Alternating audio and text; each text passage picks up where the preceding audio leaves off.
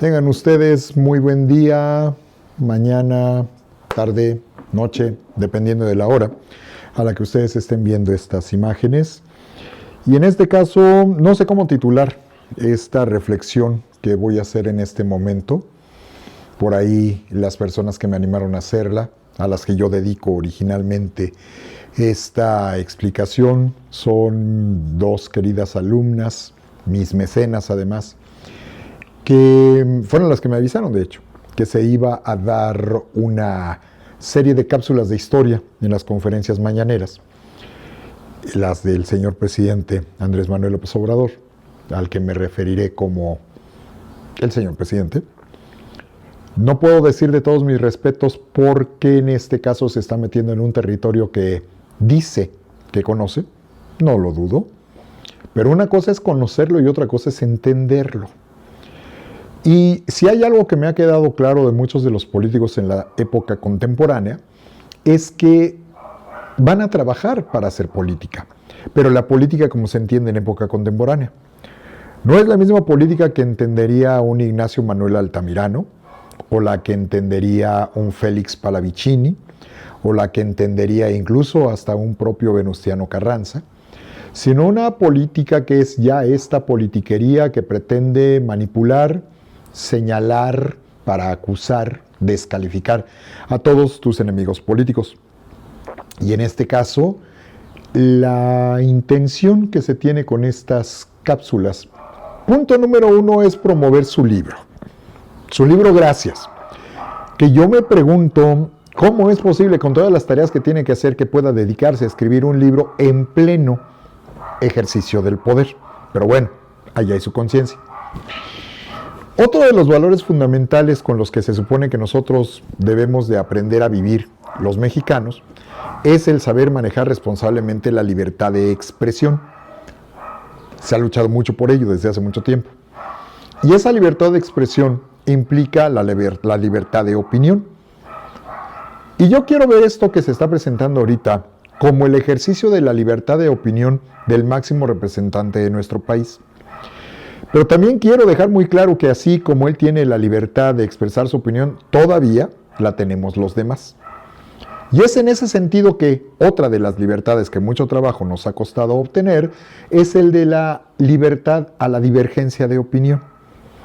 Sobre todo cuando se hace referencia a las instituciones que a veces sus hombres que le ejercen abusan del privilegio de ese poder para su beneficio o el beneficio de sus grupos políticos. Es natural que haya divergencias, totalmente de acuerdo. Pero también es natural que se respeten esas divergencias, sobre todo respetando la inteligencia del de enfrente. Y esto, en los últimos años, no es nada más del ejercicio del poder del señor presidente, sino de muchos de los representantes de gobierno, inclusive hasta representantes de la Secretaría de Educación Pública, que en politiquería de repente han dicho una serie de cosas que no tienen nada que ver ni con la historia original, sino con su interpretación de la historia. Y es válido, totalmente válido, y qué bueno que es válido, y qué bueno que lo expresan. Lo que no debemos de tolerar es que, aprovechándose de la falta de conocimiento, de la falta de experiencia, aprovechen esta circunstancia del pueblo mexicano y pretendan manipularlo para la obtención de mejores y mayores recursos políticos y votos para ellos o para su gente. Y en ese sentido, lo que voy a tratar de hacer, aunque me revienta tener que desperdiciar mi tiempo en este tipo de cosas, afortunadamente nada más fueron entre 10 y 20 minutos los que hizo referencia a esta primera cápsula de historia, en donde además termina viniéndonos a pontificar. Y aquí, una de las primeras cosas que nosotros debemos de tener presentes es el mismísimo concepto de pontificar, que ya de entrada suena como muy rimbombante y algo que pues se sale de nuestra capacidad de entendimiento. Y aquí cito la definición de la palabra pontificar. Pontificar es un verbo intransitivo que significa, tiene dos acepciones, la segunda que es celebrar actos litúrgicos, el pontífice, esa no es la que necesitamos ahora, sino la uno que dice presentar o exponer de una manera dogmática y con tono de suficiencia principios o ideas que no necesariamente han sido comprobados, sobre todo cuando están basados en una opinión. Desgraciadamente, parte de la construcción discursiva incluso se ha apoyado en documentación. Como no es una clase formal, no nos dice exactamente de dónde lo sacó, pero sí, de repente, cuando nos hace por ahí la referencia de alguno de sus historiadores dilectos, preferidos y manipuladores, y entre otras cosas, a lo mejor muy leídos y con una gran cantidad de libros escritos, pero de suma tendencia política, sobre todo hacia el ala, entre comillas, hacia el ala liberal, crítica según ellos, y que en este caso es Paco Ignacio Taibo II. Y hago la diferencia porque él solo dijo Paco Ignacio Taibo, y hay una gran diferencia del Paco Ignacio Taibo I al Paco Ignacio Taibo II, que además, como director del Fondo de Cultura Económica, ha utilizado su poder para beneficio personal de sus tendencias ideológicas, pero que también, y ahí están los videos, ha mostrado una intolerancia al que no piensa como él, una vulgaridad que ningún académico profesional nunca jamás debe de utilizar, jamás en público. Ahí están los videos, sobre todo me refiero al video de la FIL. Pero rápidamente en este caso, en esta mañanera y la historia, de entrada, de puritito entrada, lo primero que dice el señor presidente, no me refiero a ninguna otra persona, es que la historia es maestra de vida. Nada más que se nos olvida un pequeño detalle. La maestra como historia de vida, y citó a Cicerón, al quien se atribuye la invención de esta frase, el pequeño problema es que es una definición que sobre todo tuvo mucho impacto en el siglo XIX, en el siglo antepasado. Y si hay algo que hemos analizado desde el gremio de los historiadores, los que analizamos historiografía, no solo historia, los que analizamos hermenéutica, no solo historiografía, los que revisamos lo que antes se llamaba la filosofía de la historia, es lo que nos tocó a los que estudiamos tanto la licenciatura como la maestría como el posgrado, y yo la estudié en el mismo lugar donde la estudió su esposa. Y por esa misma razón a él le debería de quedar muy claro que esta noción de la historia como maestra de vida tenía lógica y sentido en el siglo XIX y buena parte del siglo XX, pero la historia, como nosotros la vemos y la analizamos ahorita, ya no aplica así. ¿Por qué? Porque son contextos diferentes, empezando por ello.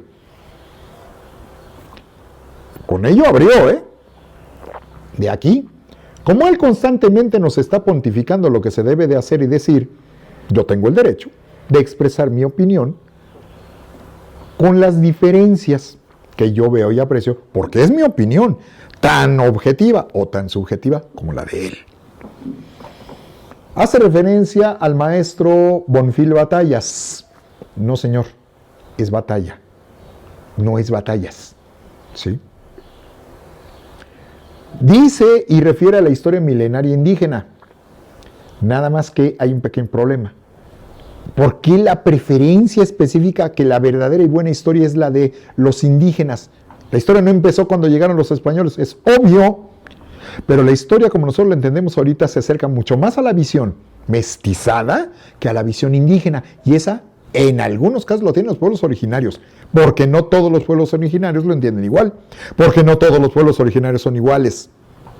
Estamos hablando de una visión de una herencia milenaria tanto indígena como europea, porque muchas de las cosas que nosotros tenemos de usos y costumbres católicas cristianas son milenarias. Entonces es una tontería lo que decimos en ese sentido. Tenemos una herencia política excepcional. Sí, todos la tienen. Todos. Eso es nacionalismo barato. Y le recuerdo lo que en este caso dijo un ganador del Premio Nobel de Literatura,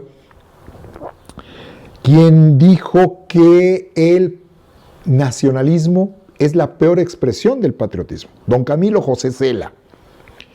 Cuando el reportero le preguntó, perdone maestro, pero ¿cuál es la diferencia? Por lo menos le preguntaron. Dijo claramente, el patriotismo es el querer, amar, identificarte con la tierra a la que tú naciste, tu gente, tus alimentos, tu vestimenta, y quererla como parte de tu naturaleza, y reconocerla y aceptarla, incluso difundirla, darla a conocer al resto del mundo. El nacionalismo consiste en creer que esa patria maravillosa es la mejor de todas y está encima de las demás, y obliga a los demás a entender que esa es la más importante de las visiones. Ese es el nacionalismo. El patriotismo tiene visión positiva. El nacionalismo es impositivo. ¡Viva México! Y muéranse todos los demás. El extremo mayor que encontramos, lo encontramos en la Alemania nacionalsocialista. Deutsche über alles. Lo germánico encima de todo lo demás, para que se den ustedes una idea. Insiste en hablar de este humanismo mexicano. Es humanismo. Punto. Y humanismo no es ser buena onda, como me lo trataron de definir en alguna ocasión los alumnos. Yo soy especialista, yo tomé diplomado de humanismo de inspiración cristiana. Y el teólogo, mi querido maestro perteneciente a la orden de predicadores de los dominicos, nos insistía mucho en este punto. Ustedes entiendan, no es ser buena gente, no es ser buena persona, eso no te hace humanista. El humanista también analiza, el humanista también critica, el humanista también habla duro y habla fuerte cuando las cosas no van en equilibrio y no van a la búsqueda de la igualdad. ¿Por qué? Porque como seres humanos no somos iguales. Busca que se consiga el ser equitativo y a darle a cada quien lo propio acorde a su naturaleza.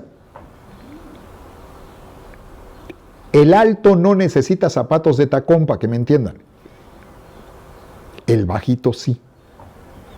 No voy a llegar a repartir zapatos iguales para que se alineen todos. Depende de lo que necesites y depende de cómo seas. Si eres un criminal, evidentemente, tú pierdes privilegios. Para que vayamos viendo lo de ese humanismo. Cuando habla de Hidalgo, cuando comienza a hablar de él, nos dice, es un cura bueno, es un cura rebelde. Yo conozco muchos curas rebeldes que son despreciables, como seres humanos, como personas. ¿Por qué? No es nada más llevar la contra, es saber por qué se lleva la contra. Y no por protagonismo. Hay un video que nos habla justamente de la vida del presidente, que pues, él debe estar muy orgulloso, ¿no? Porque se subtitula La forja de un rebelde. Él es un rebelde, nada más que ese rebelde cuando llega a la presidencia resulta que ya no lo es. Nos lo quieren presentar y se quiere presentar como si lo fuera, pero él no está siendo ningún rebelde. Él es más conservador que aquellos que él critica.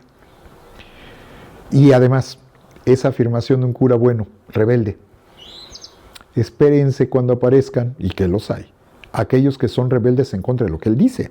Él dijo que la rebeldía es buena, hay que asumir las consecuencias. Citó a José Martí, pero yo creo que ni siquiera se fijó bien en lo que estaba citando. Porque cito la cita que él hizo, lo estoy transcribiendo como él lo dijo. Injértese en nuestras repúblicas el mundo, pero el tronco ha de ser el de nuestras repúblicas. A ver qué parte no entendemos. Los grupos originarios, sí, es una base que se tiene que respetar, nadie dice que no. Pero entonces tú no te la puedes pasar negando todo lo demás, todo lo que hay alrededor. Y va a haber cosas que tú no necesariamente vas a aceptar. Y eso también lo debemos de tener bien presente. Habla del origen mexicano de Hidalgo, ese cura rebelde y bueno. México no existe. Y la noción de mexicanidad que ellos tienen está en proceso de construcción. Él es novohispano. Y en esa línea de lo novohispano está empezándose a construir la vertiente de lo que es el criollismo. Y en esa vertiente de criollismo, ellos tienen una forma muy particular de entender lo mexicano. Y lo mexicano no necesariamente abarca lo del norte, no necesariamente abarca lo del sur. El nacionalismo aún no llega a México. Y el nacionalismo que comenzará a ser el precursor es más bien novohispano, no mexicano. No existe, por lo tanto, esa noción de mexicanidad como nosotros la entendemos. Y una parte que llega a ser hasta molesta en algún momento es hablar todo el tiempo de la bondad. Y la bondad de esto y la bondad del otro. A ver, espérate tantito. No puedes todo reducirlo a bueno y malo. Buenos nosotros y malos los de enfrente. Eso se llama maniqueísmo. Y es una visión totalmente reduccionista de las cosas. Ahora, cito la parte que me parece más importante, por no decir grave. A los mexicanos nos importa más el precursor, el cura Hidalgo, que Iturbide, el consumador. Porque el cura era defensor del pueblo raso y el general realista Iturbide representaba a la élite, a los de arriba, y solo buscaba ponerse la diadema imperial. ¿Mentiroso? ¿Mentiroso? Cuando se realizó la consumación, todo el mundo sabía que esto iba a ser un imperio, pero nadie sabía quién iba a ser el emperador. Y era realmente complejo que a él se le nombrara emperador. Conozco un poquito más de la historia. Yo sí la conozco. Yo soy diplomado en consumación de independencia. Y no estoy de acuerdo con lo que usted está diciendo. Sustentado en la documentación. Si usted opina lo contrario, tiene derecho a opinarlo, pero no tiene sustento en lo que está diciendo. A Hidalgo le tocó otra cosa, junto con Allende, Aldama, Jiménez y otros dirigentes populares, tan populares que se terminó peleando con Allende y Aldama, por si no se la sabían, ¿verdad? Porque estaba en desacuerdo en la forma en la que manipulaba Hidalgo a la masa. Hidalgo proclama la abolición de la esclavitud. Sí, nada más que en la práctica la esclavitud prácticamente ya no existía aquí. Y la esclavitud está referida a los esclavos negros, porque desde el siglo XVI no existía la esclavitud formal y oficialmente, aunque hubo abusos, evidentemente nadie niega esa parte, pero oficialmente está prohibida la esclavitud y para eso estaba también el Consejo de Indias, por si no le han informado al señor. Hidalgo dicta un movimiento dejando abolida la esclavitud. El pensamiento de Hidalgo era subversivo, rebelde. Nada en su personalidad lo distanciaba de ser un revolucionario y no se andaba por las ramas. Y ahí comenzó a sacar una serie de documentos, de citas de cartas, hablando con el intendente de Guanajuato, ¿no? Al que nos pone como su enemigo, y en la realidad ellos eran amigos. Con Abad y Queipo, el que lo terminó excomulgando. La diferencia es que los otros tampoco se andaban por las ramas. Ellos también decían y también opinaban de forma rebelde algunas acciones que estaba tomando el gobierno español. La diferencia es la forma en la que van a solucionar los problemas. Pero de que están de acuerdo en que tiene que haber un cambio, están de acuerdo. En lo que no están de acuerdo son en las formas. Por si eso también nos suena conocido. Al mismo tiempo, Hidalgo era un hombre profundamente humano, un auténtico cristiano. Y entonces, si no eres cristiano, no eres humano, ni eres humanista. Así lo demuestra el hecho de que para evitar el degüello de miles de oponentes realistas, pero también de inocentes, prefirió quedarse aquí cerca en el Cerro de las Cruces y no tomar la Ciudad de México que estaba prácticamente rendida. ¿Eso es mentira? Eso es mentira. Cuando tú te pones a revisar cómo se estaban organizando grupos de hombres, grupos de mujeres, de gente que no está de acuerdo con esa forma, sobre todo después de la masacre que él permitió en Guanajuato, donde murieron centenares de inocentes. Y cuando Allende le exigió que se pusiera un alto, dijo, a la masa no se le debe de controlar. ¿Y los inocentes que murieron? ¿Por qué? Pues, como eran españoles, entonces no son inocentes. Sí, pero la degollina no solo fue de españoles, porque también había indígenas que no estaban de acuerdo. Prefirió quedarse aquí cerca del Cerro de las Cruces, no tomar la Ciudad de México que estaba prácticamente rendida. Mentira, reitero. Sin embargo, a diferencia de esta actitud humanista, sus adversarios nunca le perdonaron la osadía de querer igualar a los pobres con las clases más favorecidas. No, señor. El problema es ir contra las instituciones y el problema es utilizar elementos religiosos para juntar más gente. Y por si ustedes no lo sabían, el de la idea de utilizar el estandarte de la Virgen no fue él, fue el pueblo. Y a pesar de él, que no lo quería utilizar porque sabía la que se le iba a venir encima, cuando se dieron cuenta de que era la mejor manera en la que la propia gente estaba llamando a los demás, decidieron conceder. Pero ya desde ahí, Aldama, Allende, desde ahí empezaron a romper.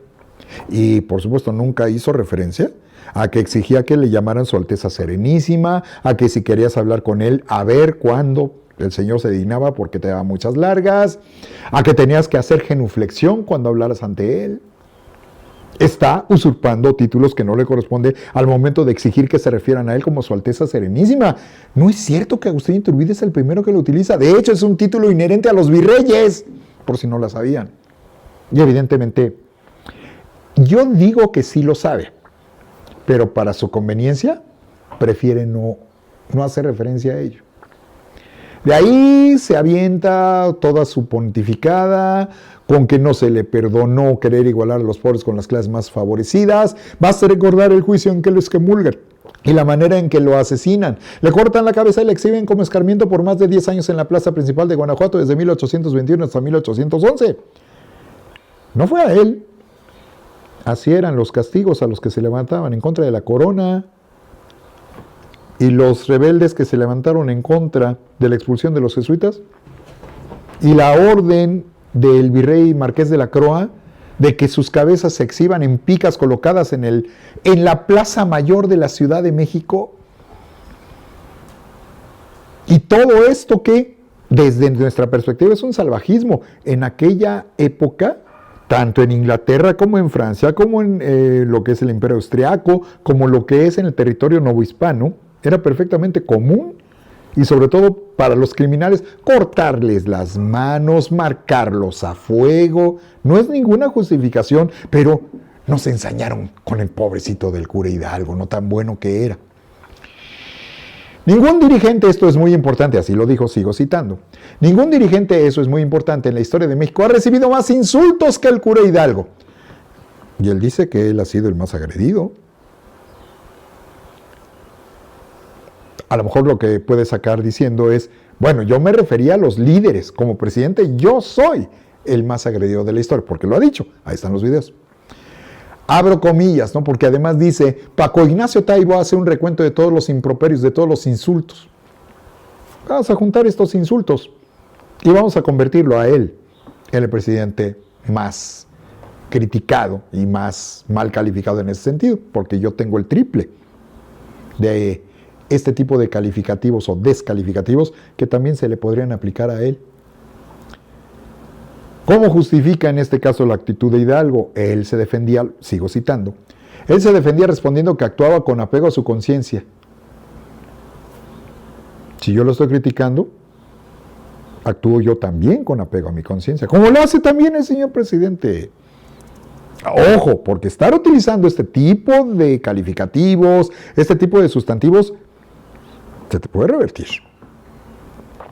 El cura Miguel Hidalgo y Costilla en sus últimas horas, además nos muestra cómo él tiene esta actitud magnánima, ¿no? Hasta con aquellos que lo van a ejecutar. Toma el lugar común, eso es muy común en la propaganda. Cuando nos dice que cuando lo iban a fusilar a 4 metros de distancia, los soldados temblaban.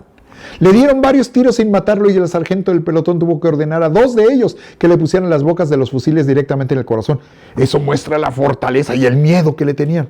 Más bien es la falta de la capacidad de la tecnología de armamento que utilizan y la mala puntería, porque no es el armamento que nosotros conocemos. Eso también hay que tenerlo presente. En dado caso, algo similar le pasó a Maximiliano de Habsburgo, pero como él es de los conservadores, pues evidentemente él no. Todos nosotros los mexicanos, y vuelvo a citar, nosotros los mexicanos debemos sentirnos orgullosos de este cura santo, así lo dijo, y muchos otros, porque aquí en México, en nuestro gran país, como en ninguna otra parte, el movimiento independentista no se inició por simples reacomodos en las cúpulas del poder. No, señor, el movimiento independentista comenzó a partir de la invasión de Napoleón Bonaparte en 1808. El movimiento de Hidalgo, uno de los muchos movimientos que se estuvieron organizando desde 1808, se hizo no de motu propio, sino como consecuencia de la acción que ocurrió primero años atrás. Es una reacción. El movimiento de Hidalgo es uno más, y les recuerdo que en este caso ese movimiento también fracasó. ¿Cómo que fracasó? Los tomaron presos, los derrotaron, los enjuiciaron y los metieron a la cárcel y los ejecutaron. Y estando en la cárcel, yo creo que sería también bueno que nos platicara, leyendo el testimonio de la declaración, pero en este caso de Ignacio Allende, que nos platicara cómo él refiere que ya no aguantaban al cura, que ya entre ellos estaban circulando botellitas con veneno para que se descuidara tantito el otro y envenenarlo porque ya no lo soportan. En la última etapa del movimiento de independencia, Miguel Hidalgo básicamente es un prisionero de sus propios dirigidos. Y él no era el que organizó el movimiento. El verdadero líder del movimiento era Ignacio Allende, era que masas populares. La bronca fue que cuando más gente tuvieron para el seguimiento, fue a partir de que dejaron entrar a la masa popular, pero es cuando se les salió de control. Y para muchos especialistas, no es lo que dice Octavio Contreras, revisen a la doctora Guadalupe Jiménez Codinach. Ustedes se van a encontrar que por el tipo de levantamiento que terminó haciéndose en este sentido, es posible que la consecución del movimiento de independencia se hubiera rezagado por lo menos otros 10 añitos. Las condiciones cambiaron para 1820. Pero a nosotros nos interesa más el precursor, no el consumador. Dijo inclusive con sus frases populares que tienen toda la lógica del mundo: a la gente no le digas cosas elaboradas, yo soy muy elaborado, él es muy sencillo. Esos levantamientos no fue el quítate tú porque quiero yo. Ni siquiera se gestó únicamente por un sentimiento nacionalista del movimiento, sino que fue fruto de un anhelo de justicia y libertad. Sí, eso alegan todos los movimientos, todos. ¿Sí? Y por ello el grito de libertad y justicia en México, el grito del día 15 de septiembre, va antes que el de la independencia política. Nada más que les recuerdo que el grito no es el 15, es el 16. Porque entonces está aceptando que el grito se terminó jalando para el día 15.